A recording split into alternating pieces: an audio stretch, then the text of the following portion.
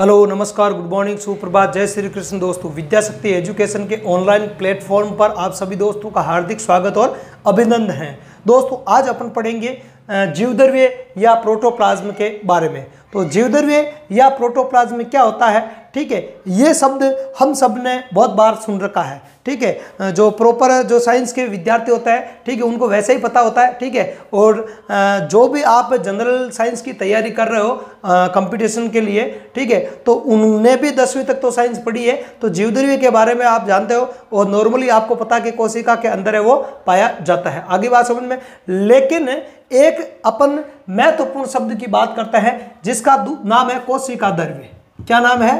कोशिका द्रव्य।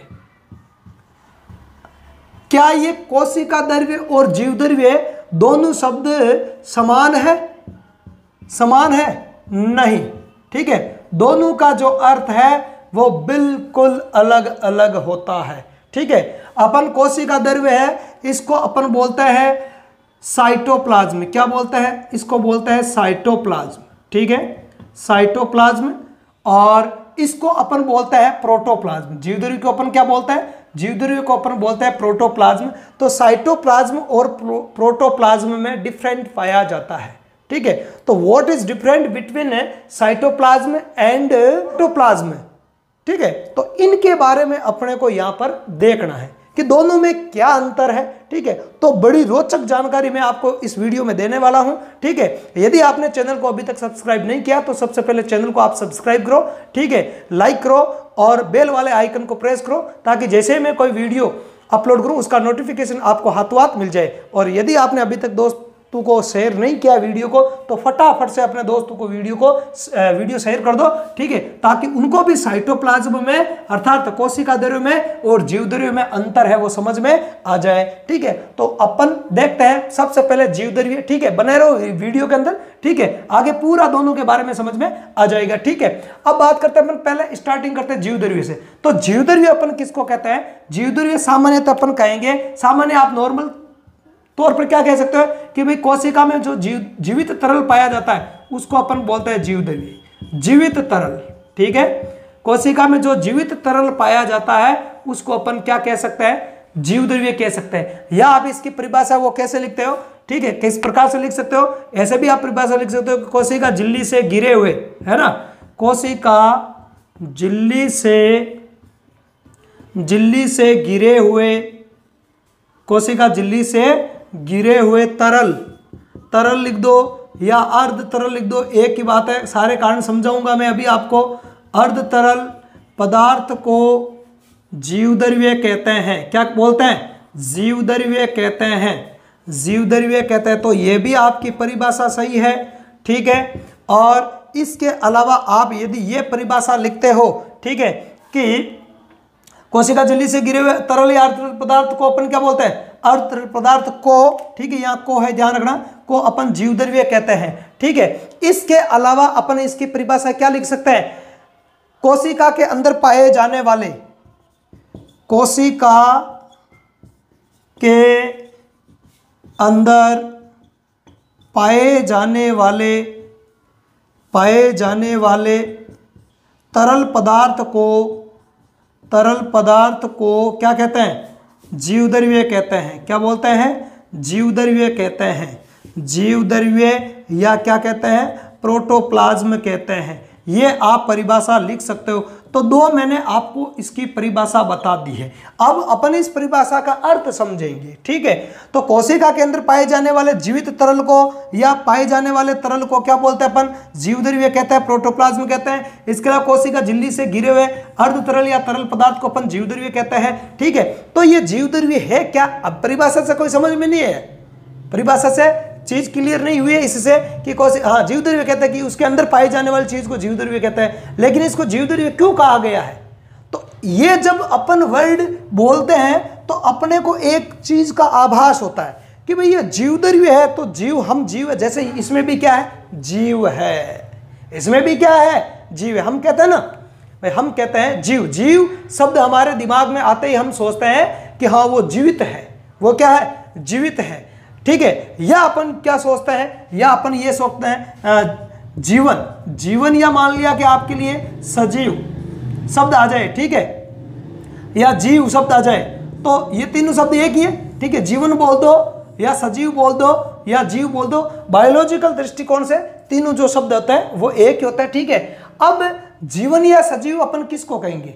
अपन यही कहेंगे कि भाई जिसमें क्या होता है, श्वसन होता है, हैं भाई। ऐसा तो नहीं कि कहीं पे जीव है कि हृदय के अंदर जीव है, जीव बाहर निकल गया, कि सर में जीव है, कोई जीव कहाँ है, ठीक है। कोई जीव एक प्रॉपर चीज नहीं होती है जो हमारे शरीर के किसी ऑर्गन के अंदर कहीं पर पाई जाती हो।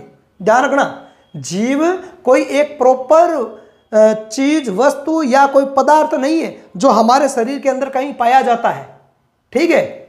जीव बहुत सारी जो जैविक क्रियाएं हैं उनके प्रक्रम को अपन बोलते हैं, ठीक है। तो उसके प्रक्रम को अपन जीव या जीवन या सजीव कहा जाता है, ठीक है। अब वो जैविक क्रियाएं कौन कौन सी, जैसे श्वसन, कोई यदि श्वसन करता है तो वो सजीव हो सकता है, ठीक है। पाचन है, इसके अलावा जनन है, ठीक है, उत्सर्जन है, समस्थापन है, ठीक है, समस्थापन है इत्यादि। चलो मैं इत्यादि लिख देता हूं, ठीक है। इत्यादि क्रियाएं करता है, इत्यादि क्रियाएं जिसमें पाई जाती है, इन सब प्रक्रियाओं को अपन बोलते हैं जैविक प्रक्रिया, इत्यादि जैविक क्रियाएं। तो ये सब जैविक क्रियाएं जिनमें पाई जाती है वही सजीव है, वही जीव है। जीव में पाई जाने वाली, देखो आमतौर पर अपन क्या कह सकते हैं, जीव में पाई जाने वाली जो क्रियाएं होती है उनको अपन जैविक क्रियाएं कहते हैं। ऐसी परिभाषाओं से कभी अर्थ स्पष्ट नहीं होता है ना। जैसे मान लिया कि यहाँ पे ये परिभाषा लिख दी नॉर्मल कि कोशिका झिल्ली से गिरे हुए अर्ध तरल पदार्थ को अपन जीवद्रव्य कहते हैं, या कोशिका के अंदर पाए जाने वाले तरल पदार्थ को अपन जीवद्रव्य कहते हैं। हालांकि संक्षेप रूप में ये परिभाषाएं ठीक है, लेकिन ऐसी परिभाषाओं से अपने को क्लियर अर्थ समझ में नहीं आएगा। आगे बात समझ में, क्लियर अर्थ है वो समझ में नहीं आएगा, ठीक है। एक मृत कोशिका, उसमें भी जीवद्रव्य मान लो है, एक ऐसी कोशिका, ठीक है, जिसके अंदर अभी अभी जिसकी मृत्यु हुई है, तो उसके जीवद्रव्य में और एक जीवित कोशिका के जीवद्रव्य में फिर अंतर आ जाएगा, है या नहीं। तो केवल मतलब साधारण तौर पर अपन ऐसी परिभाषाएं लिख सकते हैं, लेकिन इन परिभाषाओं से स्पष्ट जीवद्रव्य के बारे में अपने को जानकारी नहीं मिलती है, ठीक है।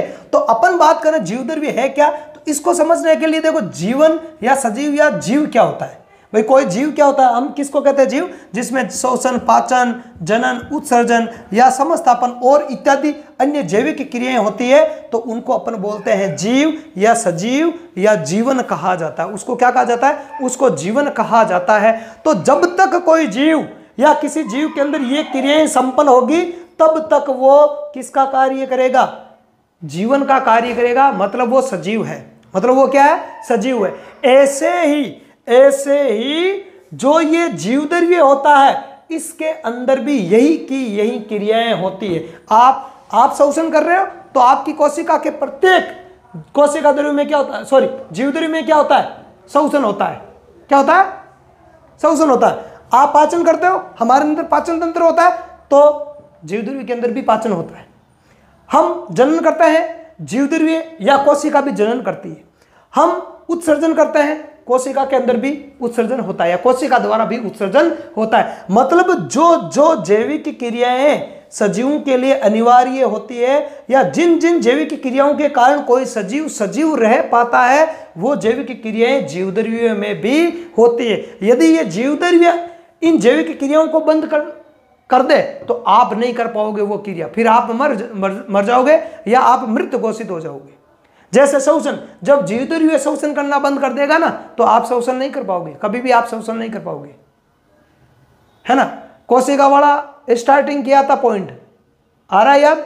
यदि वो वीडियो आपने नहीं देखा तो प्लेलिस्ट में जाओ बायोलॉजी की में, और प्लेलिस्ट में जाकर उस वीडियो को फटाफट से देखो, उसमें कोशिका के बारे में समझाया हुआ है। और कोशिका की परिभाषा भी आपको आती होगी कि सजीवों की संरचनात्मक और क्रियात्मक इकाई क्या होती है, कोशिका होती है। मतलब शरीर किससे बना होता है, सजीवों का शरीर किससे बना होता है, कोशिका से बना होता है। तो संरचनात्मक इकाई कौन हो गई, कोशिका हो गई। जैसे मकान या भवन है, उसकी मेन इकाई क्या होती है, ईंट या पत्थर होगी।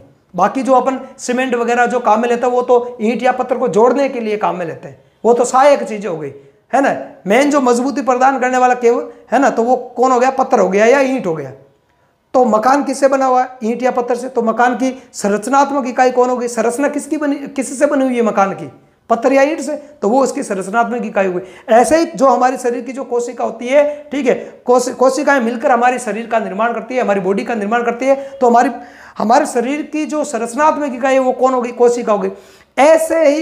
ऐसे ही हमारे शरीर की क्रियात्मक इकाई कौन हुई? कोशिका। क्रियात्मक का मतलब है सजीव को जीवित रहने के लिए जो जो जैविक प्रक्रम करने पड़ते हैं वो सब के सब कोशिका के द्वारा या कोशिका में स्थित जीवद्रव्य के द्वारा संपन्न किए जाते हैं, तब जाके वो जैविक क्रियाएं करेगा। मतलब यदि जीवद्रव्य शोषण नहीं करेगा तो आप कभी भी शोषण नहीं कर पाओगे, ध्यान रखना।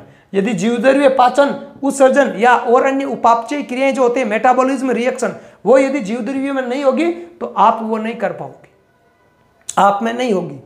आगे बात समझ में? तो कहने का मतलब है कि मेन जैविक क्रियाओं का मुख्य स्थान जो होता है वो कौन होता है? जीवद्रव्य होता है। इन सब जैविक क्रियाओं का जो मुख्य स्थान होता है, मैं लिख देता हूं इधर, ठीक है, मुख्य स्थान जो होता है वो जीवद्रव्य ही होता है। इसी के कारण अपन जीवित रह पाते हैं या कोई सजीव बना रहता है। आगे बात समझ में? ठीक है, तो ये होता है अपने जीवद्रव्य, ठीक है। तो कहने का मतलब जीवद्रव्य के अंदर समस्त जैविक क्रियाएं हैं वो संपन्न होती है, वो होता है जीवद्रव्य होता है, ठीक है। और चूंकि ये तरल अवस्था में पाया जाता है और इसमें जीवन के गुण मौजूद है, किसके? सजीवता के। भाई सजीवता के गुण यही है, सजीवता बोल दो या किसके गुण है? ये जीवन। ये जैविक क्रियाएं किसके गुण है? जीवन के गुण है ना। जिसमें ये जैविक क्रियाएं होती है वो जीवन है, निर्जीव में तो ये क्रियाएं होती नहीं। तो सजीव के ये गुण है, सजीव के गुण बोल दो, जीवन के गुण बोल दो, या जीवन के गुण बोल दो, या सजीवता के लक्षण बोल दो।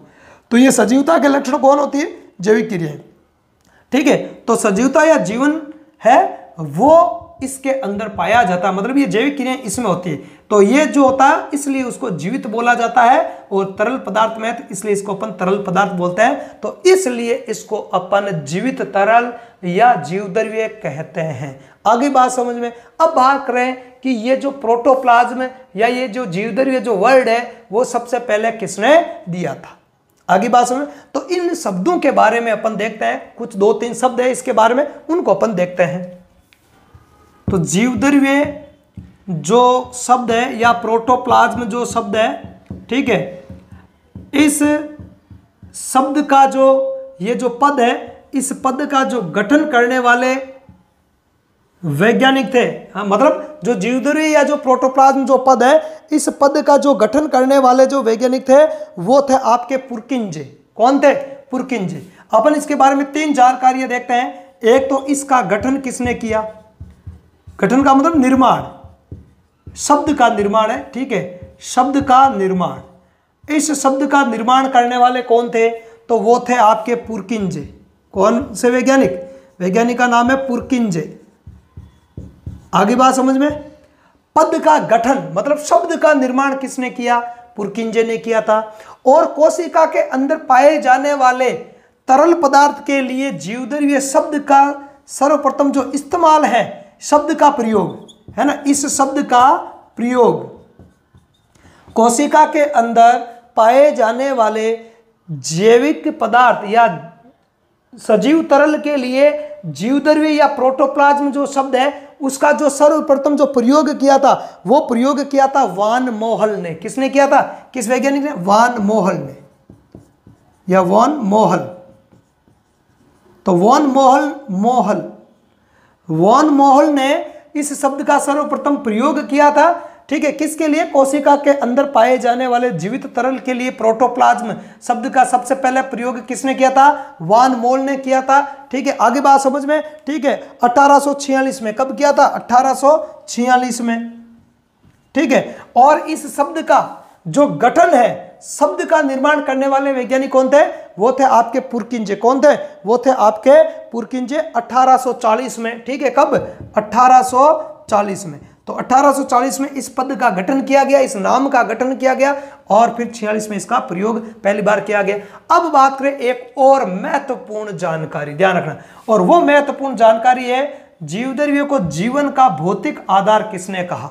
है ना, जीवद्रव्य को जीवन का भौतिक आधार जीवन का भौतिक आधार, फिजिकल बेसिस है ना, बेस, ठीक है। भौतिक आधार किसने कहा था कि जीवद्रव्य जीवन का क्या है, भौतिक आधार है। ये कहने वाले थे आपके कौन से वैज्ञानिक थे, हेकल नामक वैज्ञानिक। कौन थे, हेकल नामक वैज्ञानिक ने, हेक्सले नामक वैज्ञानिक,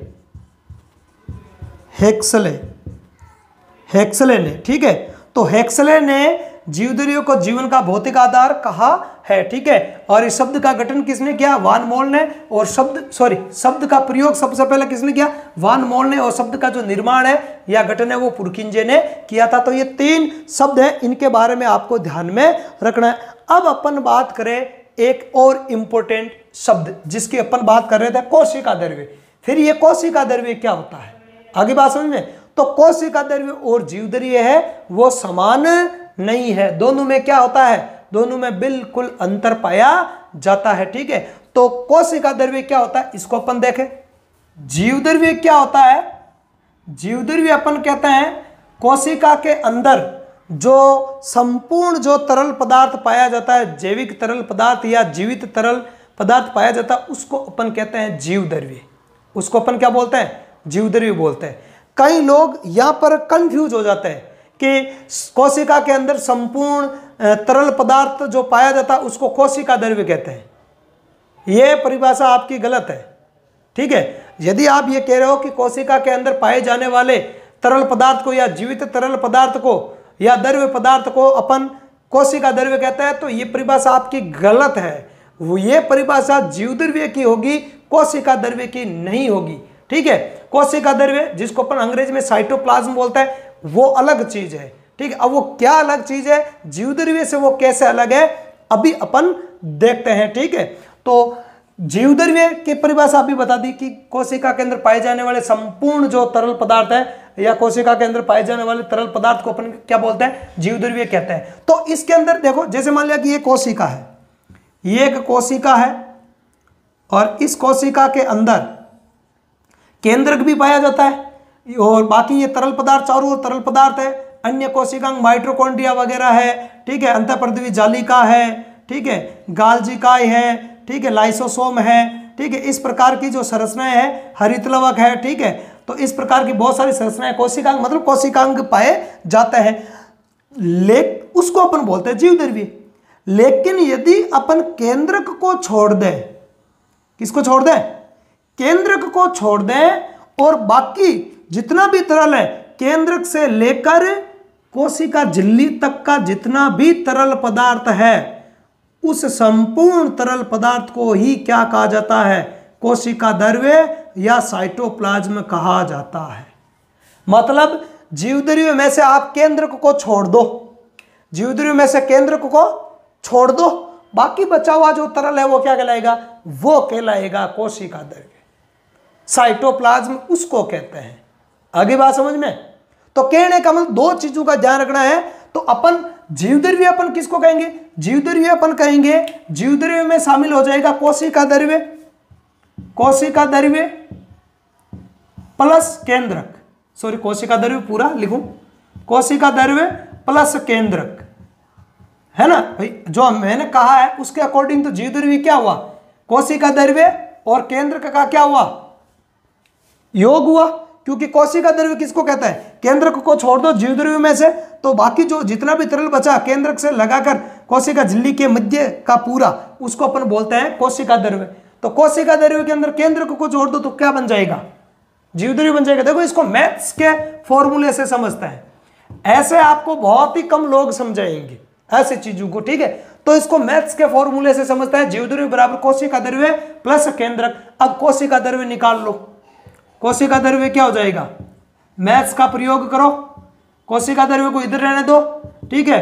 ये जो बराबर का साइन है, बराबर के साइन से अपन केंद्र को इधर भेज देते हैं, तो इधर क्या है, इधर ऑलरेडी है जीवद्रव्य, इधर ऑलरेडी क्या लिखा हुआ है, जीवद्रव्य है। और वो इधर आएगा तो प्लस की चीज इधर आती है तो क्या हो जाएगा, माइनस, ठीक है।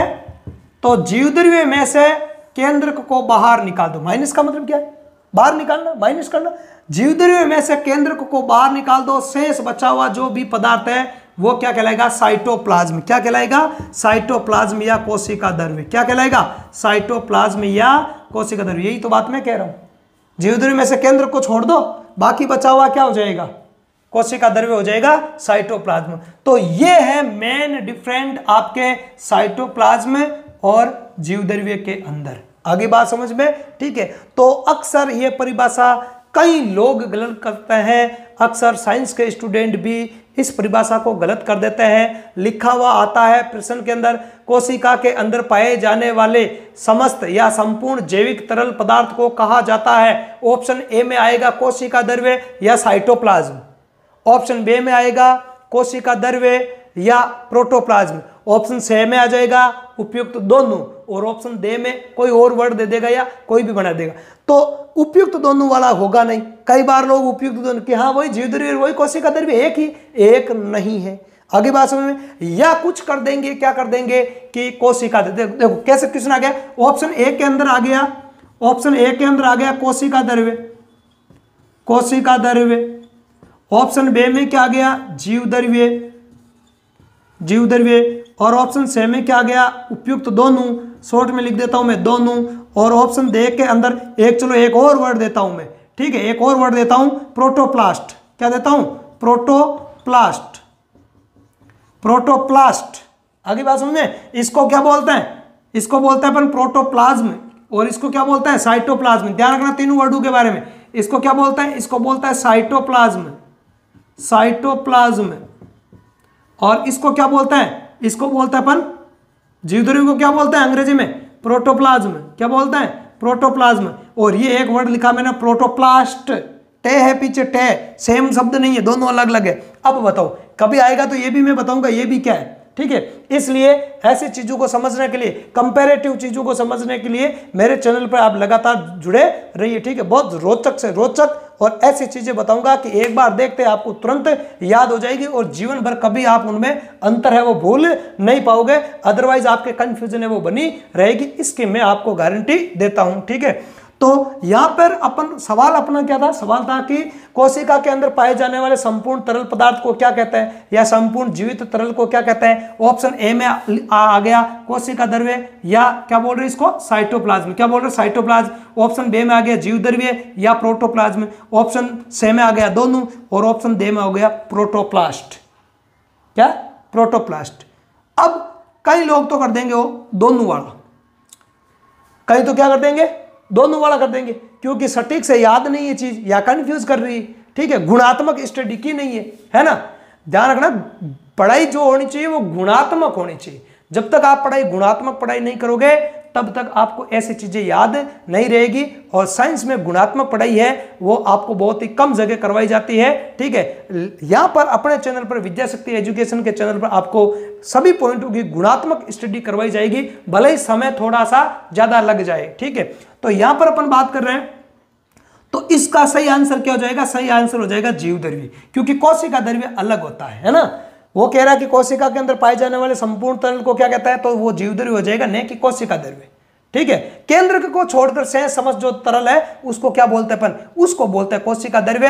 अब आप कहोगे सर ठीक है, ये तो हमें समझ में आ गया कि कोशिका के अंदर पाए जाने वाले संपूर्ण तरल पदार्थ को जीवद्रव्य कहते हैं, और जीवद्रव्य में से यदि अपन केंद्र को छोड़ दें तो शेष बचे हुए तरल को क्या कहते हैं? कोशिका द्रव्य बोलते हैं या साइटोप्लाज्म बोलते हैं, ठीक है। साइटोप्लाज्म और प्रोटोप्लाज्म तो सर समझ में आ गया, लेकिन आपने ये नीचे ये क्या लिख दिया है, ये प्रोटोप्लास्ट क्या होता है, ये तो हमने कभी पढ़ा ही नहीं है, ठीक है। तो प्रोटोप्लास्ट क्या होता है वो मैं बता दूं आपको, हालांकि ये अपने पॉइंट से हटकर चीज है। देखो प्रोटोप्लास्ट में कभी आए तो इधर देखना भाई, इधर ये तीर का निशान इधर कर दिया है मैंने, तो इधर देखो आप, तो इधर क्या लिखना लिख रहा हूं मैं? प्रोटोप्लास्ट के बारे में बता रहा हूं। आप सबको पता है पादप कोशिका पर क्या पाई जाती है? पादप कोशिका। पादप कोशिकाओं के ऊपर कोशिका झिल्ली के बाहर एक निर्जीव कोशिका भित्ति पाई जाती है। अब कहोगे ये कोशिका भित्ति क्या होती है सर? तो इसके लिए मैंने अलग से वीडियो अपलोड कर रखा है, बायोलॉजी की प्लेलिस्ट में जाओ और उस वीडियो को देखो। कोशिका भित्ति और कोशिका झिल्ली संपूर्ण तरीके से आपको डाउट क्लियर करते हुए सारा समझ में आ जाएगा, जिंदगी में कभी भूलोगे नहीं, ठीक है।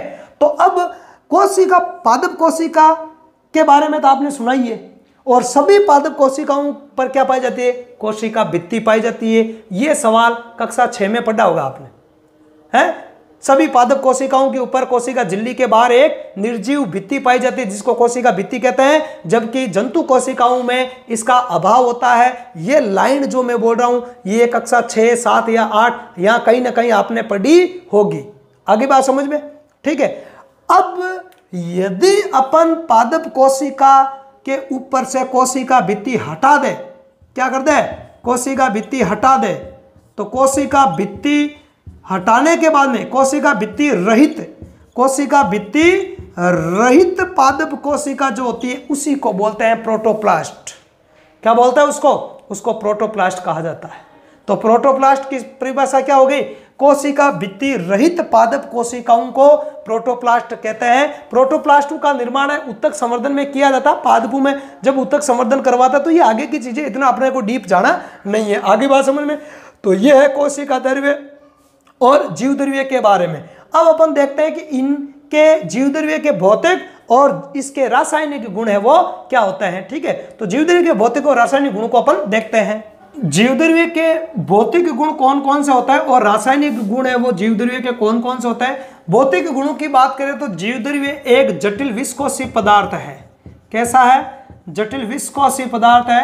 ये विस्कोस क्या होता है इसके बारे में कभी पढ़ेंगे केमिस्ट्री का पॉइंट वगैरह, तो वहां पे मैं आपको और डिटेल से बताऊंगा। अभी आपको केवल याद रखना है। तो जटिल विस्कोसी पदार्थ होता है, ठीक है, जीवद्रव्य। इसके अलावा जीवद्रव्य की बात करें तो जीवद्रव्य कणिका में होता है। कैसा होता है? कणिका में, है ना, क्योंकि अर्ध तरल होता है ना। तो अर्ध तरल का आपने वो अभी गर्मियों के अंदर घी देखा? घी, है ना, गाय भैंस का जो घी होता है, जो घी होता है जो, तो वो जब पूरा जमा हुआ नहीं होता है तो देखना उसके अंदर कण समान संरचनाएं होती है अर्ध तरल। तो उसके टाइप पे विस्कोसी, उसके टाइप पे जो जीवद्रव्य है वो पाया जाता है। आगे बात में इसके अलावा ये कणिका में होता है। ये रंगहीन होता है, ये गंधहीन होता है, इसका कोई रंग नहीं होता है, रंगहीन होता है, इससे कोई गंध भी नहीं आती है, किसी प्रकार की कोई गंध नहीं होती है।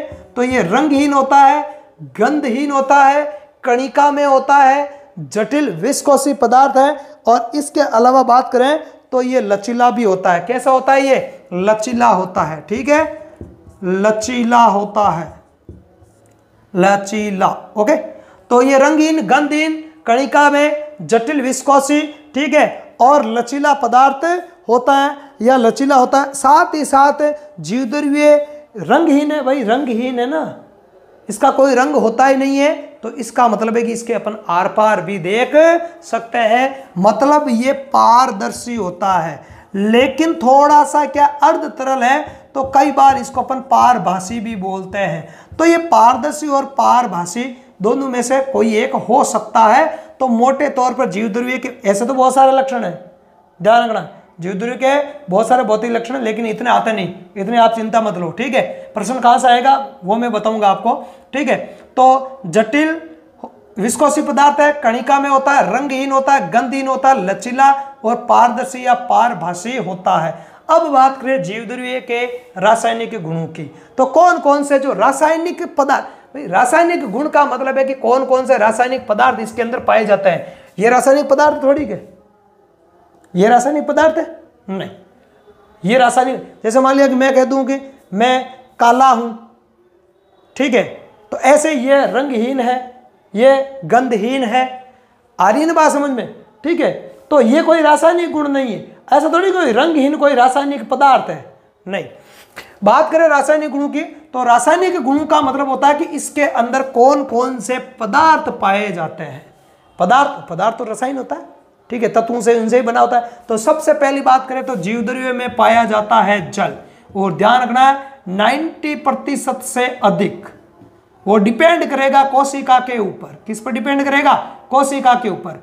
तो सर्वाधिक है वो जीवद्रव्य में पाया जाता है जल।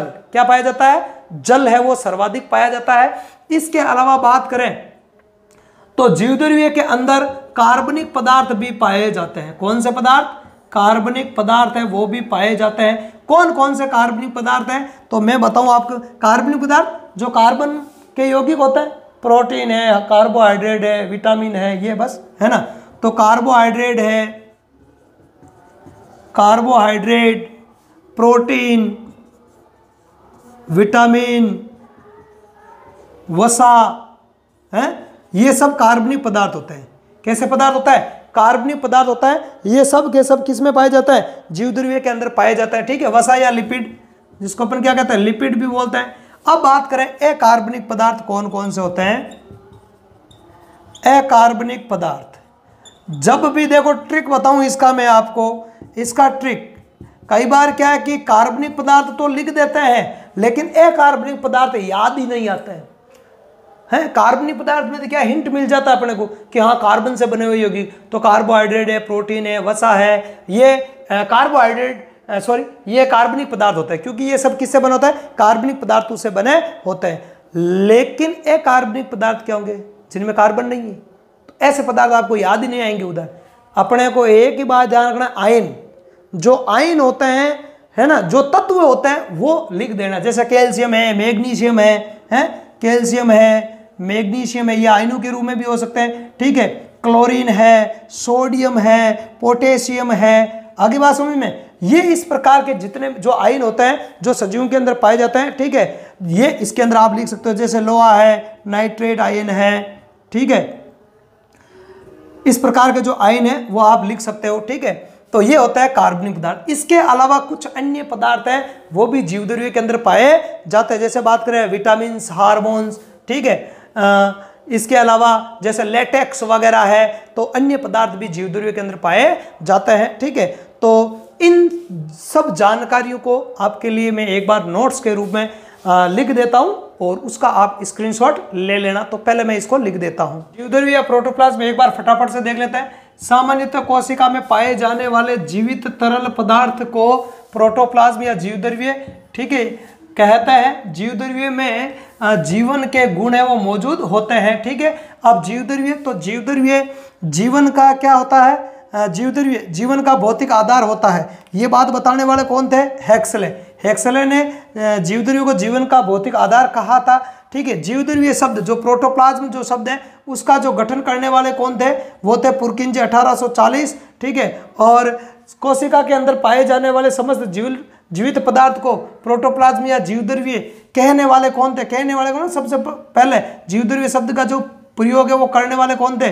वो थे वान मोहल 1846। ठीक है, और इधर मैंने आपके लिए लिख दिया है कोशिक जीवद्रव्य। जीवद्रव्य बराबर होता है कोशिका द्रव्य प्लस केंद्रक। ठीक है, ये ट्रिक हो गई आपकी। ठीक है, ये क्या होगी? ट्रिक, ये ट्रिक हो गई। तो जीवद्रव्य बराबर हो गया कोशिका द्रव्य प्लस केंद्रक। ठीक है, अब इसमें से कोशिका द्रव्य ज्ञात करना है, तो कोशिका द्रव्य बराबर क्या हो जाएगा? जीवद्रव्य में से केंद्र को क्या कर दो? बाहर निकाल दो, माइनस हो जाएगा यहाँ, प्लस नहीं माइनस। ठीक है, माइनस होगा। ठीक है, स्क्रीनशॉट वापस लो एक बार। ओके, तो यहां पे माइनस होगा ये। ठीक है, तो कोशिका द्रव्य बराबर हो गया जीवद्रव्य माइनस केंद्रक हो जाएगा। ठीक है, और ये इसके बारे में जानकारी आगे अपन देखते हैं। जीवद्रव्य के भौतिक गुण है, जटिल विस्कोसी पदार्थ होता है, रंगहीन होता है, गंधहीन होता है, लचीला होता है, पारदर्शी या पारभासी होता है और कणिका में होता है। और भी जीवद्रव्य के लक्षण हैं, पर इतना आपको ज़्यादा याद करने की जरूरत नहीं है। अब जीवद्रव्य के रासायनिक गुणों की बात करें तो जीवद्रव्य में सर्वाधिक मात्रा में पाया जाता है जल। ठीक है, लगभग 92% या 90% से अधिक कर लो आप, है ना, 90% से क्या होता है? अधिक है जल पाया। वो डिपेंड करता है कोशिकाओं पे, है ना, कोशिकाओं पे डिपेंड करता है। ठीक है, इसके अलावा तो भी आपको याद रखना है कि यहाँ से क्वेश्चन बनता है जीवद्रव्य में सर्वाधिक मात्रा में पाया जाने वाला पदार्थ है तो वो है जल। जीवद्रव्य में सर्वाधिक मात्रा में पाया जाने वाला पदार्थ है तो वो जल है। यहाँ से क्वेश्चन है कई बार पूछ लिया जाता है। ठीक है, तो ये आपको ध्यान में रखना, जल है सर्वाधिक। कार्बनिक पदार्थों में पाए जाते हैं जीवद्रव्य के अंदर, कार्बोहाइड्रेट पाए जाते हैं, विभिन्न प्रकार के प्रोटीन्स पाए जाते हैं। ठीक है, और इसके अलावा वसा या लिपिड्स है वो पाए जाते हैं कार्बनिक पदार्थों के तौर पे। ठीक है, इसके अलावा यदि अपन बात करें तो अकार्बनिक पदार्थों में पाए जाते हैं जैसे कैल्शियम है, मैग्नीशियम है, पोटेशियम है, सोडियम है, क्लोराइड है, नाइट्रेट है, सल्फेट है, इस प्रकार के पदार्थ पाए जाते हैं। अब बात करें अन्य पदार्थ, तो इसके अलावा भी अन्य पदार्थ होते हैं जैसे हार्मोन्स वगैरह है, विटामिन्स वगैरह है। ठीक है, इस प्रकार के पदार्थ है वो भी पाए जाते हैं। ठीक है, तो इस वीडियो में अपन इतना ही पढ़ेंगे। ठीक है, यदि आपको वीडियो अच्छा लगा तो चैनल को सब्सक्राइब करो, लाइक करो और वीडियो को अपने दोस्तों में ज़्यादा से ज़्यादा शेयर करो। धन्यवाद।